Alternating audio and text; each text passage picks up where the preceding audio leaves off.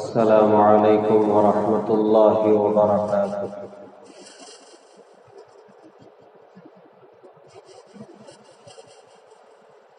الحمد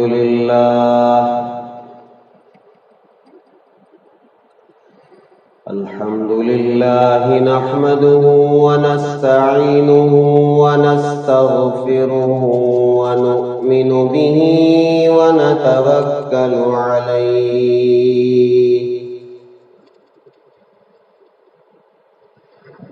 ونعوذ باللہ من شرور انفسنا ومن سیئات اعمالنا ونعوذ باللہ من شرور انفسنا ومن سیئات اعمالنا من يهده الله فلا مضل له ومن يضلله فلا هادي له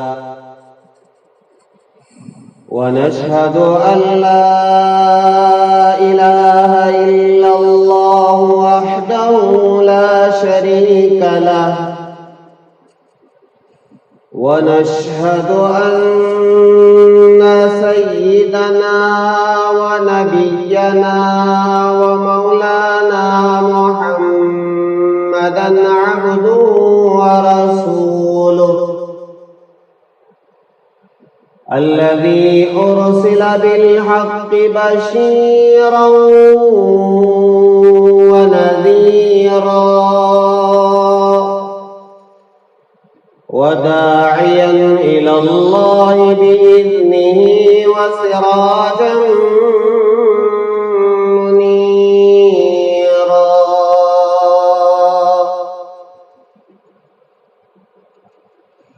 أما بعد فقد قال الله تبارك وتعالى في القرآن المجيد: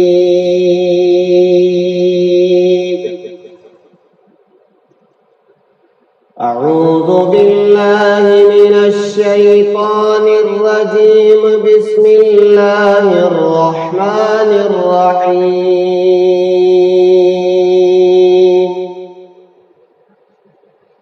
قد أفلح المؤمنون الذين هم في صلاتهم خاشعون والذين هم عن اللغو معرضون والذين هم للزكاة فاعلون والذين هم لفروجهم حافظون.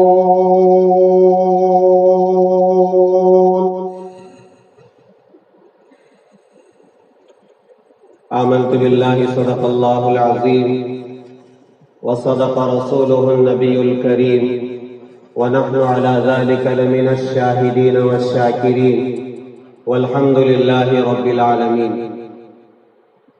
بزرگان محترم، 18ویں پارے کی ابتدائی آیات جو میں نے اس وقت پڑھی ہے،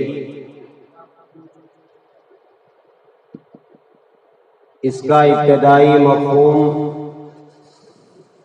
آپ کو معلوم ہے کہ اللہ تبارک و تعالی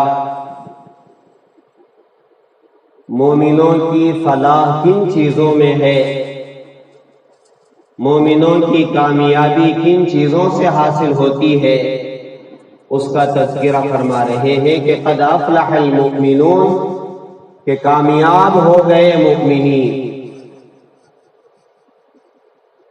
اب آگے اس کا تذکرہ ہے کہ وہ کون کون سی چیزیں ہیں. تو پہلی چیز کا میں نے تذکرہ کیا، الذین هم فی صلاتهم خاشعون، کہ جو اپنی نمازوں میں خشوع اختیار کرتے ہیں، اخلاص کے ساتھ اور للہیت کے ساتھ دل کو حاضر رکھ کر اور پورے آداب کے ساتھ جو نماز پڑھتے ہیں وہ دنیا میں بھی کامیاب ہیں اور آخرت میں بھی کامیاب ہیں۔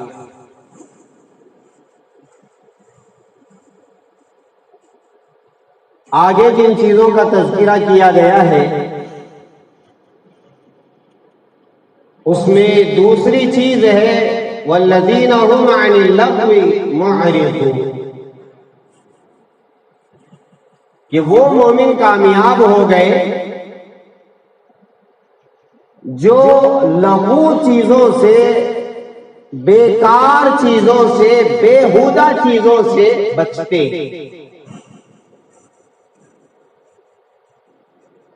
حضرات مفسرین کرام نے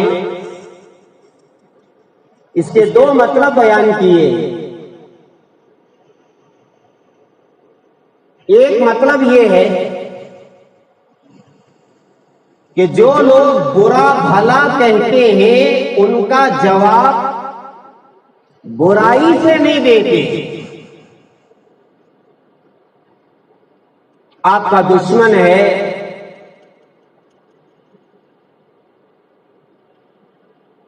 وہ آپ کو گالیاں دے رہا ہے، برا بھلا کہہ رہا ہے، اناپ شناپ کہہ رہا ہے اور گالیوں کی بھرمار کر رہا ہے، اور آپ ہیں اس کا کوئی جواب نہیں دے رہے۔ والذین هم عن اللغو معرضون،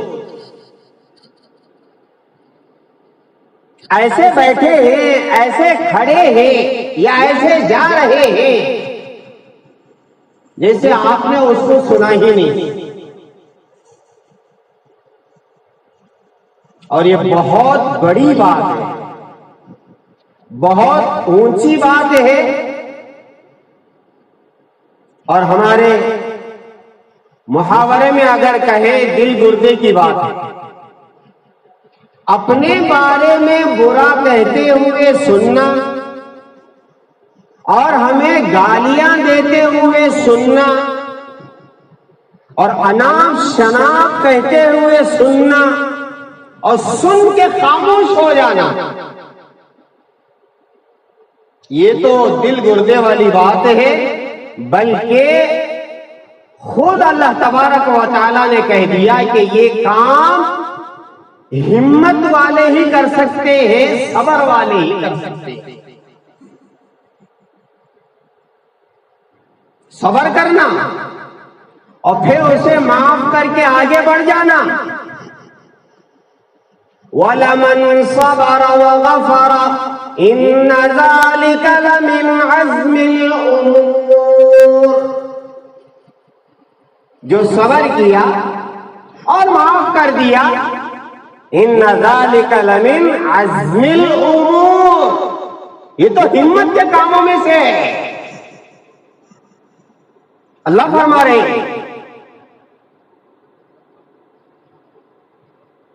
اور پھر سونے پر سہاگا، اگر آپ نے ان گالیوں کو سن کر کے دعا دے دی، سبحان اللہ، یہ تو سونے پر سہاگا ہو گیا کہ آپ نے گالیاں سنی، برا بھلا سنا،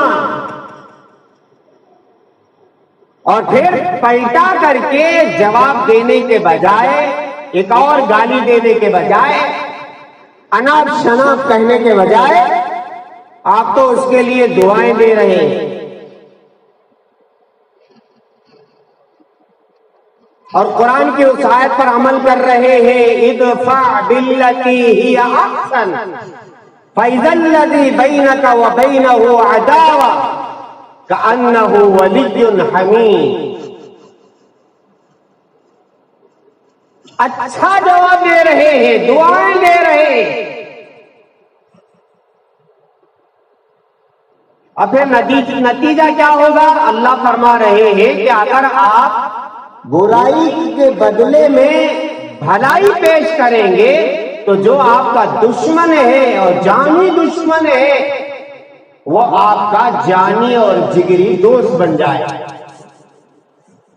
ہاں قرآن کہہ رہا ہے ولی حمیم، جگری دوست بن جائے گا.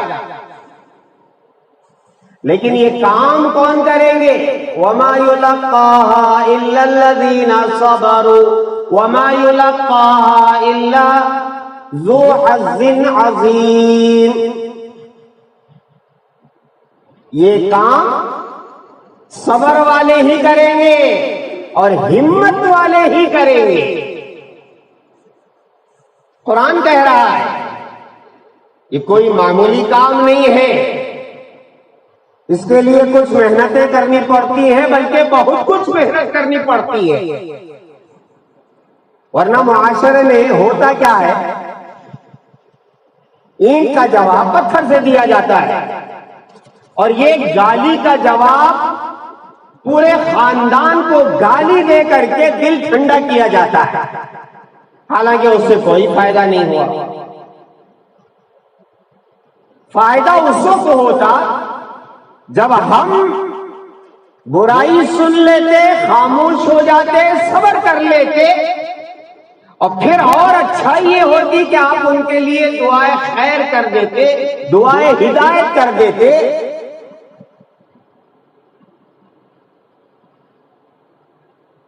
ایسے مومنین قد افلح، کامیاب دنیا میں بھی آخرت میں بھی.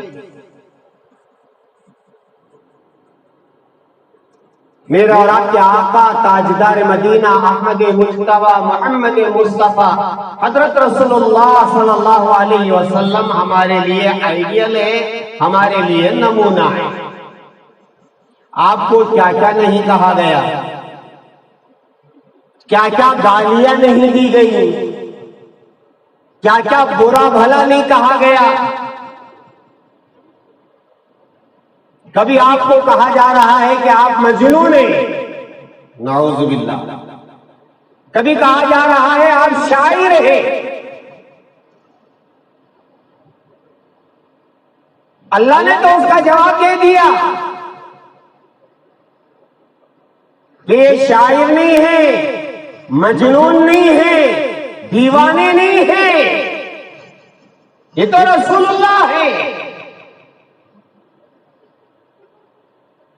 لیکن رحمت دو عالم صلی اللہ علیہ وسلم کبھی پلٹ کر کے آپ نے اس کا جواب نہیں دیا، نہیں دیا. حضرات انبیاء علیہ السلام میں کسی نبی سے ان کی قوم نے کہا اِنَّا لَنَرَاكَ فِي سَفَاهَةٍ وَإِنَّا لَنَظُنُّكَ مِنَ الْكَاذِبِينَ. قرآن کی آیت کہ ایک نبی سے ان کی قوم کہہ رہی ہے ہم تمہیں بے وقوف سمجھ رہے ہیں، تم تو بڑے بے وقوف ہو اور تم جھوٹوں میں سے ہو، ہم تمہیں جھوٹا سمجھ رہے.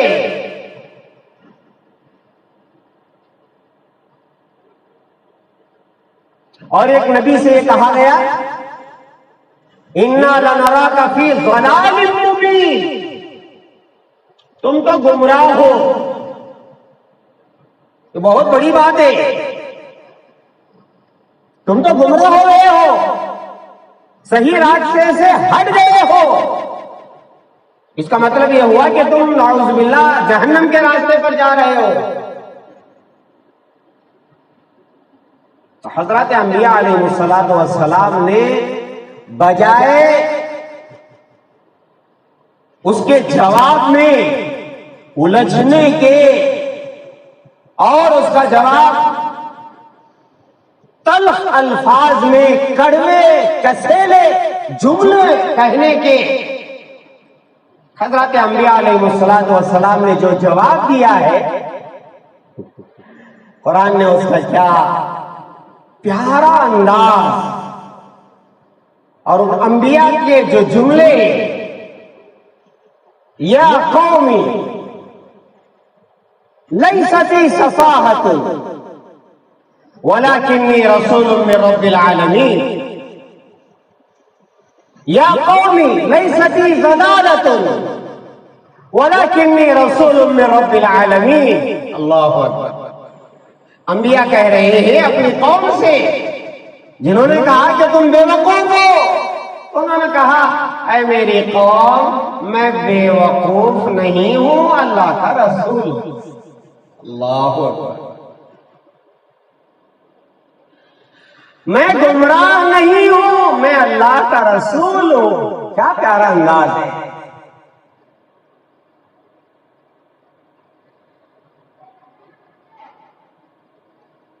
طائف کے سفر میں آپ سے کیا کیا نہیں کہا گیا، آپ نے بجائے اس کے جواب میں اور سخت جملے استعمال کر دے آپ نے کہا اللہم اہدی قومی فإنہم لا یعلمون، یا اللہ میری قوم کو ہدایت دیجئے، وہ کچھ نہیں جانتی۔ میں اللہ کا رسول ہوں، وہ نہیں جانتی، میرا مقام نہیں جانتی، میرا پیغام نہیں جانتی، اللہ انہیں ہدایت دے دیجیے۔ یہ ہے ادفع باللتی ہی احسن، اس سے بہتر جواب دو، کانٹوں کا جواب پھولوں سے دو، اینٹ کا جواب پتھر سے نہ دو۔ اگر یہ اسوہ ہم اپنائیں گے تو پھر میرے پیاروں گھریلو جھگڑے ختم ہو جائیں گے، خاندانی جھگڑے ختم ہو جائیں گے، تعلقات میں جہاں جہاں بگاڑ ہے، رشتہ داری میں جہاں جہاں بگاڑ ہے، وہ بگاڑ محبتوں میں بدل جائیں گے۔ پکی بات ہے۔ مسئلہ شروع ہوتا ہے میاں بیوی سے،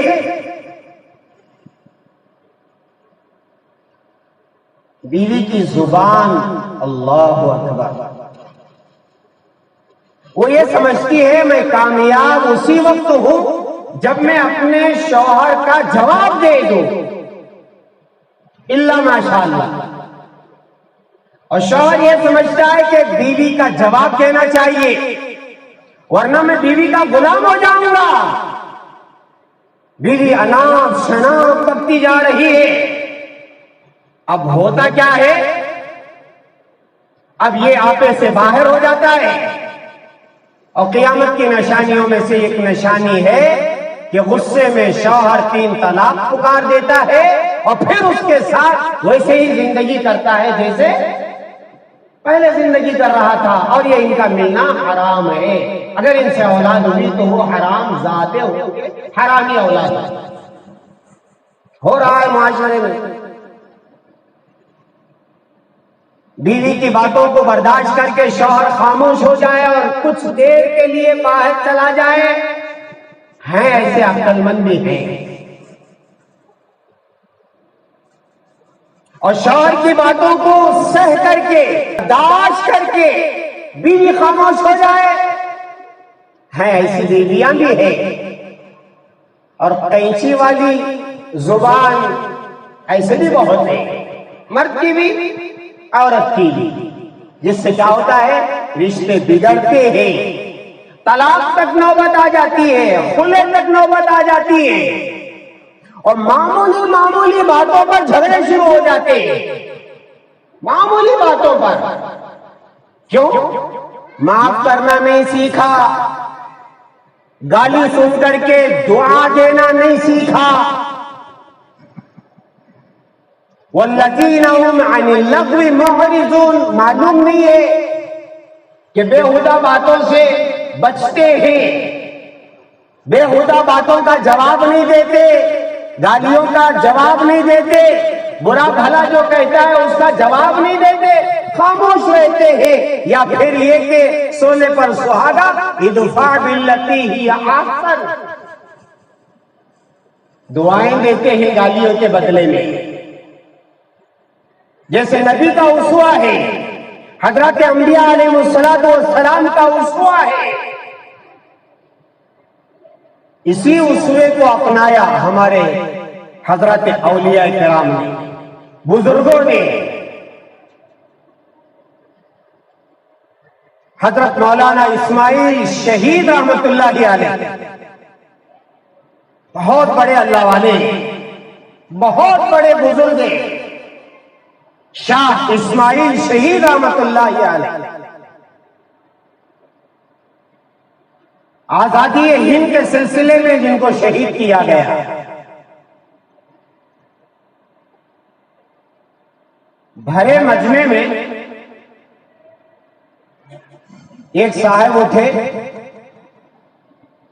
اور اٹھ کر کے حضرت سے کہا، وہ حرامزادے۔ ہاں، یہ کوئی نئی بات نہیں ہے، آج کے ہمارے ماحول میں ایسے ناہنجال موجود ہیں ہمارے معاشرے میں۔ علماء کو ایسی گالیاں دیتے ہیں، مؤذنین کو ایسے گالیاں دیتے ہیں، حفاظ اکرام مدرسین کو ایسے گالیاں دے دیتے ہیں۔ اب بھرے مجمع میں اس نے کہا، حرامزادے کا مطلب کیا ہوا؟ بہت بڑی بات کہ تمہارے باپ نے زنا کیا، نعوذ باللہ، جس کے نتیجے میں تم پیدا ہوئے۔ حرامزادہ، حرامی اولاد۔ شاہ اسماعیل شہید رحمت اللہ علیہ قربان جائے، اللہ تعالیٰ ان کے قبر کو نور سے منور فرمائے۔ بڑے اطمینان کے ساتھ، جبکہ بڑا مجمع حضرت کے سامنے ہے، بڑا مجمع، اگر حضرت صرف اشارہ کرتے، ذرا دیکھ لو میاں اس صاحب کو، تو اس کی بوٹی ہو جاتی۔ حضرت نے کہا، حضرت کی نظر بھی ہے مجمع پر، مجمع انتظار میں، کیا بولیں گے حضرت؟ حکم دیں گے مارنے کا، یہی جنازہ اٹھائیں گے۔ اب بغیر اشارے کے، بغیر حکم کے کچھ کر نہیں سکتے، شیخ ہیں۔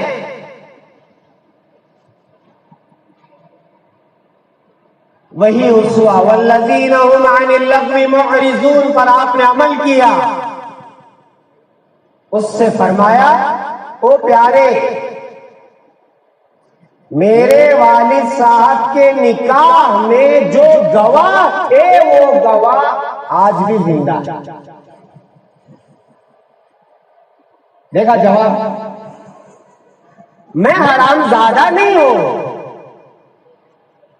میرے والد صاحب کے نکاح میں جو گواہ تھے آج بھی وہ زندہ ہے، بغیر گواہ کے تو نکاح نہیں ہوتا۔ والذین هم عن اللغو معرضون، یہ ہے صبر کرنا۔ وما يلقاها الا الذین صبروا وما يلقاها الا ذو حظ عظیم۔ صبر والے یہ کام کرتے، ہمت والے یہ کام کرتے ہیں۔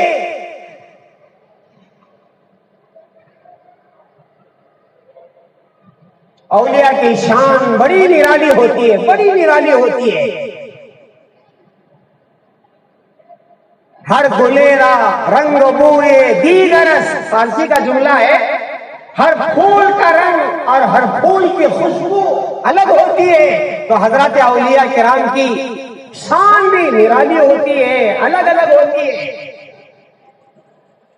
ایک صاحب گئے بزرگ کے پاس اور جا کر کے ان سے کہا کہ حضرت، میں نے سنا ہے حضرات اولیاء کی شان الگ الگ ہوتی ہے، میں وہ دیکھنا چاہتا ہوں ان کی شان کیسے نرالی ہوتی ہے، الگ الگ ہوتی ہے۔ ان بزرگ نے کہا، جاؤ بھائی، اس کے پیچھے کیوں پڑے ہوئے ہو؟ نہیں حضرت، میں دیکھنا چاہتا ہوں اولیاء کی شان نرالی الگ الگ۔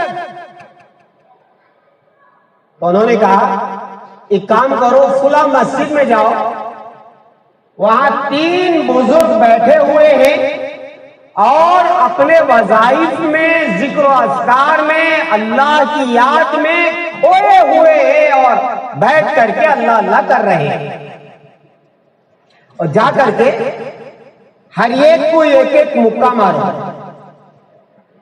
اور پھر دیکھو اولیاء کی شان الگ الگ کیسی ہوتی ہے۔ بعد میں میرے پاس آنا، میں وہ چیزیں آپ کو سمجھاؤں گا۔ اب یہ اس مسجد کو گئے اور جا کر کے دیکھا کہ واقعی تو 3 اللہ والے ہیں اور اللہ کے ذکر میں مشغول ہیں، اور جا کر کے ایک بزرگ کو انہوں نے پیچھے سے ایک مکہ مارا اور رکے رہے۔ اب وہ جو اللہ اللہ کر رہے ہیں، بس وہ اللہ اللہ کر رہے ہیں، اللہ اللہ کر رہے ہیں، اللہ کی یاد میں مصروف ہیں، مشغول ہیں، نہ مارنے والے کو دیکھا، نہ درد کا کوئی احساس کیا۔ اب یہ سمجھ گئے یہ میرا بدلہ نہیں لیں گے، خاموش ہو گئے۔ دوسرے بزرگ کے پاس گئے اور جا کر کے ایک مکہ مارا تو بزرگ فوراً پیچھے دیکھے اور ایک مکہ جیسے انہوں نے مارا تھا ویسے ایک مکہ لگایا اور پھر اللہ اللہ میں لگ گیا، کچھ نہیں کہا زبان سے۔ جتنے زور سے انہوں نے مارا تھا اتنے زور سے انہوں نے بھی ایک مار کر کے اپنے کام میں لگ گئے۔ کوئی بحث و مباحثہ نہیں، کیوں مارا، کون ہو، کہاں سے آئے ہو، کوئی بحث نہیں۔ اب گئے تیسرے کے پاس، وہ بھی اللہ اللہ کر رہے ہیں، پیچھے سے ایک مکہ مارا تو اب وہ بزرگ اٹھے، ان کا ہاتھ پکڑا، چوما۔ ارے آپ کے ہاتھ کو تو کوئی تکلیف نہیں ہوئی؟ اب ان کو پوچھنے لگے، مار کھائے ہیں اور خیریت مارنے والے کی پوچھ رہے ہیں، کوئی آپ کو تکلیف تو نہیں ہوئی؟ انہوں نے کہا نہیں حضرت، کوئی تکلیف نہیں۔ ٹھیک ہے، اپنے کام میں لگ گئے۔ ہر دلیرا رنگ بوئے دیگرس، ہر بزرگ کی شان نرالی ہوتی ہے، ہر ایک کا رنگ الگ ہوتا ہے، ہر ایک کا مزاج الگ ہوتا ہے، ہر ایک کا معاملہ الگ ہوتا ہے۔ اب گئے ان بزرگ کے پاس جن کے پاس سے آئے تھے، پوچھا کیا ہوا؟ انہوں نے کہا کہ حضرت اسی مسجد کو گیا اور جیسے آپ نے کہا تھا 3 بزرگ تو 3 بزرگ، میں نے ایک بزرگ کو مکہ لگایا، انہوں نے کچھ بھی نہیں کہا۔ تو انہوں نے فرمایا کہ یہ وہ لوگ ہیں جو لغو کاموں میں نہیں لگتے، انہوں نے تمہیں معاف کر دیا اور اپنے کام میں ایسا لگے رہے کہ کوئی گفتگو نہیں، کوئی بدلہ نہیں۔ اور ان کی مثال ایسی ہے جیسے بادشاہ وقت میں ان کو بلایا ہے کہ آؤ آپ، میں تمہیں کچھ دینا چاہتا ہوں، انعام دینا چاہتا ہوں۔ اب وہ دوڑے دوڑے جا رہے ہیں، درمیان میں اگر کوئی کسی آدمی نے ان کو مکہ لگا دیا، وہ اس کے ساتھ الجھتے نہیں، کیوں؟ بادشاہ کے پاس جانا ہے، انعام حاصل کرنا ہے۔ ایسے ہی یہ بزرگ، ان کا ٹارگیٹ اللہ سے ملاقات کرنا ہے، اللہ سے باتیں کرنا ہے، اللہ سے انعامات لینا ہے، اس لیے تمہارے مکے کا کوئی جواب نہیں۔ اپنے کام میں لگے ہوئے ہیں، ان کی شان نرالی ہے۔ والذین هم عن اللغو معرضون، پر انہوں نے عمل کیا۔ حضرت دوسرے بزرگ، انہوں نے بدلے میں ایک مکہ مجھے بھی مار دیا۔ اچھا، بہت اچھا ہوا، تم بڑے خوش نصیب ہو کہ تمہارا بدلہ ان بزرگ نے دنیا ہی میں لے کر کے تمہارا حصہ تمام کر دیا اور تمہارا کوئی معاملہ اللہ کے حوالے نہیں ہوا۔ پہلے بزرگ نے تو معاف کر دیا اور دوسرے بزرگ نے تمہارا بدلہ دنیا ہی میں لے کر کے تم پر کرم فرما دیا۔ حضرت وہ کیسے؟ فرمایا اگر وہ بزرگ معاف نہ کرتے اور مکہ نہ مارتے تو ہوتا کیا؟ معاملہ اللہ کے سپرد کر دیتے، اور اللہ کا اعلان ہے من عادى لي وليا فقد آذنته بالحرب، جو شخص میرے ولی کے ساتھ دشمنی کرتا ہے، جھگڑا کرتا ہے، گالی دیتا ہے، پھر میں اس کے ساتھ اعلان جنگ کرتا ہوں،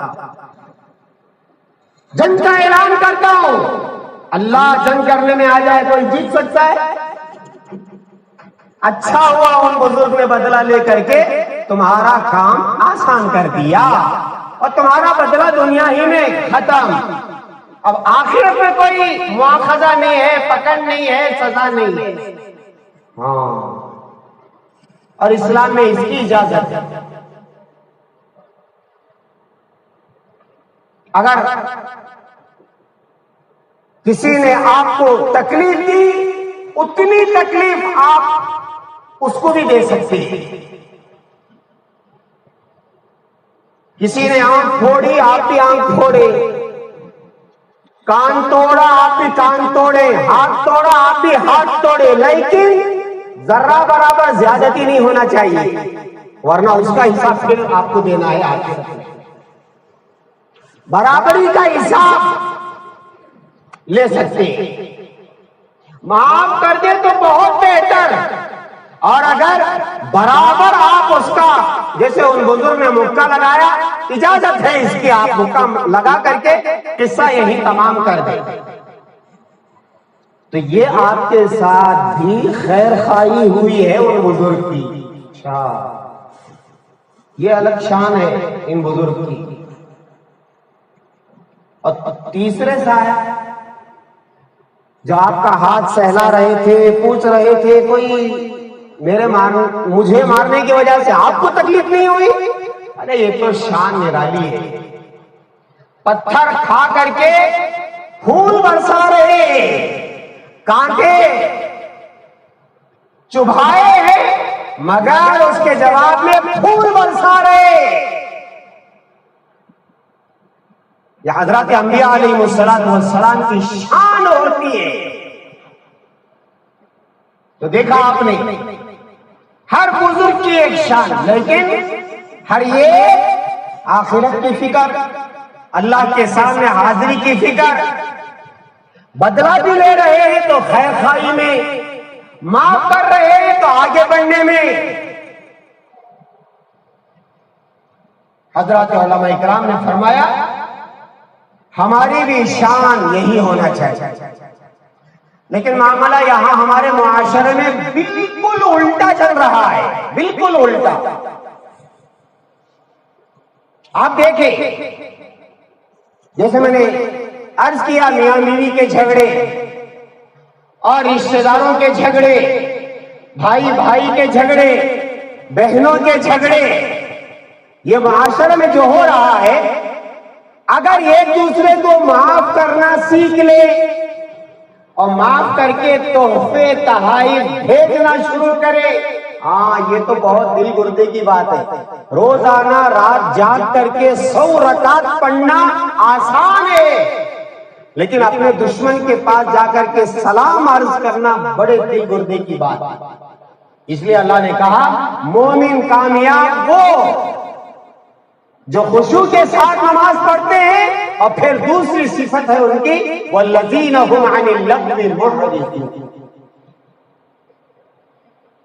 تو یہ پہلا مطلب ہوا کہ جو لوگ لغو سے اعراض کرتے ہیں کا مطلب یہ ہے جو برا کہتے ہیں، گالیاں دیتے ہیں، ان کا جواب گالی سے نہیں دیتے، برائی سے نہیں دیتے، بلکہ برائی کا بدلہ بھلائی سے دیتے ہیں یا پھر اس کو معاف کر دیتے ہیں۔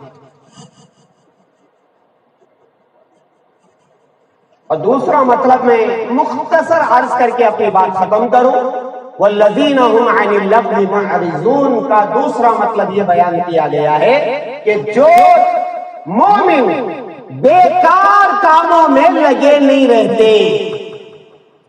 بیکار کام کسے کہتے ہیں؟ نہ دنیا کا فائدہ نہ آخرت کا فائدہ. ایسے کاموں میں نہیں لگتے، دنیا کا بھی فائدہ نہیں، آخرت کا بھی فائدہ نہیں.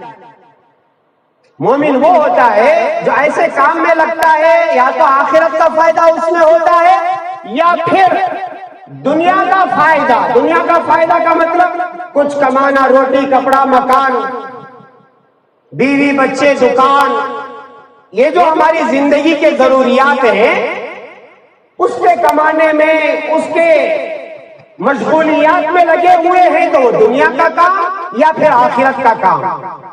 اب ایسے کام میں لگنا جو نہ دنیا کا فائدہ نہ آخرت کا فائدہ. اب الیکشن میں اتر پردیش میں کون آئے اور منی پور میں کون آئے، اب بیٹھ کر کے کہاں باتیں ہو رہی ہے؟ کہاں باتیں ہو رہی ہے؟ یہاں ہوٹلوں میں بیٹھ کے باتیں ہو رہی ہے.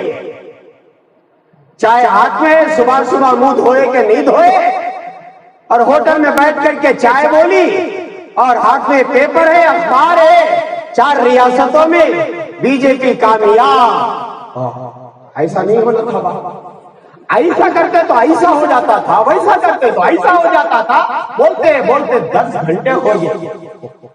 آپ وزیر اعلیٰ بن گئے نہیں؟ ماشاءاللہ.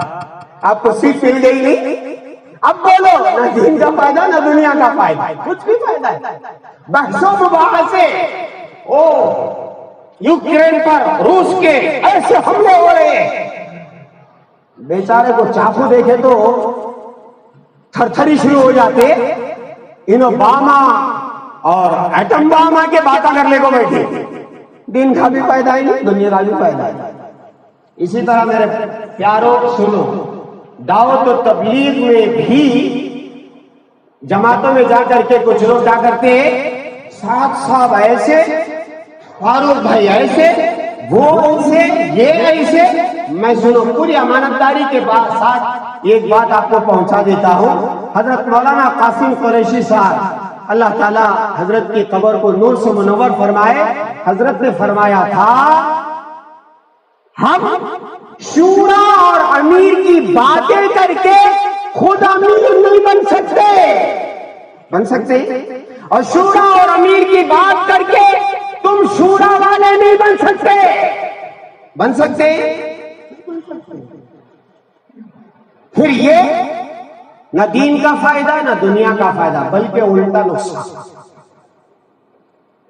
جماعتوں میں جانے والوں سے میری گزارش ہے، اس عنوان پر چاہے آپ 3 دن جائیں، چلا جائے، 4 مہینے جائے، اللہ کے لیے شورا اور عمارت کی گفتگو ہرگز نہ کرے.